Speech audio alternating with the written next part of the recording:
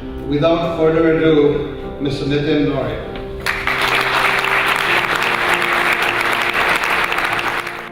People who are successful tend to have a real passion for the business that they're engaged in. Passion for what you do is deeply important. I love the job that I have. I feel like every day I wake up and I pinch myself, I feel like I have the best job in the world. The feeling that people get in the presence of a leader is that they feel more capable of doing things than they ever imagined they could do. When something becomes popular, it's almost time to move on. Today there are millions and millions of people who each believe that their app will be the killer app. The wave that began with social technology in this country is now about 15 years old. So if you think about when Facebook and all of those began to take off. And when you see all of these companies being valued the way they are, the best ones have been valued. The question is what's next? I'm not saying that there isn't money to be made. I mean, there's a lot of money to be made.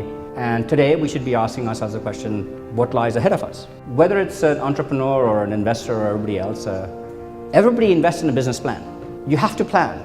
There's no choice but to plan. You have to be committed to your plan. You have to believe in your plan, because if you don't believe in your plan, no VC will. No other team member will. But don't get attached to your plan as if it was truth. Nobody ever feels that they built the team that would eventually get them to success. So you're always almost too late to build the team that you need to be successful in a venture.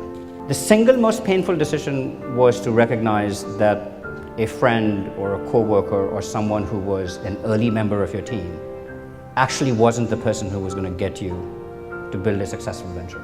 Building a great team, you cannot build a great venture without building a great team. And building a great team is not the same as building a team of your best friends. It's a lonely journey, so you want to bring someone on who you think you know well, who you can trust.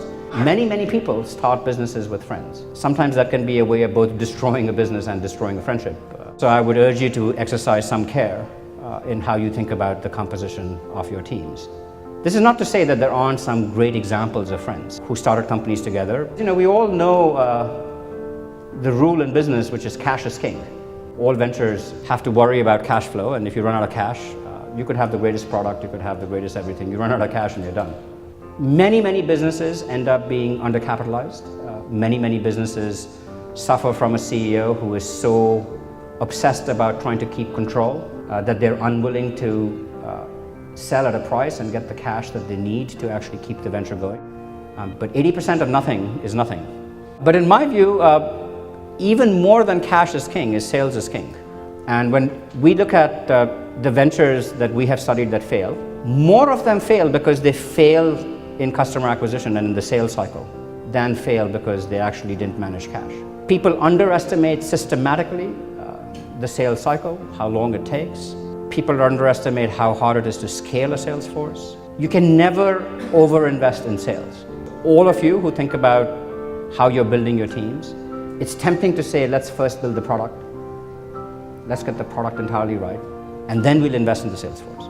All of our research and all of the empirical evidence that I've gathered as I've studied our alumni and others who have succeeded and failed in ventures has shown me, and we have actually data to prove that people run out of customers before they run out of cash. So while it's very common to say cash is king, in my judgment, in the end, actually sales is king. And if you can solve that problem, you're more likely to have a great venture. So what can you do in terms of studying entrepreneurship is never something that you can reduce to a science or a formula or any one of those things. So I always have the humility when I kind of make statements like this to recognize that the very word entrepreneurship, Schumpeter said it well, it's a person who is like a rogue elephant, who is willing to change the landscape.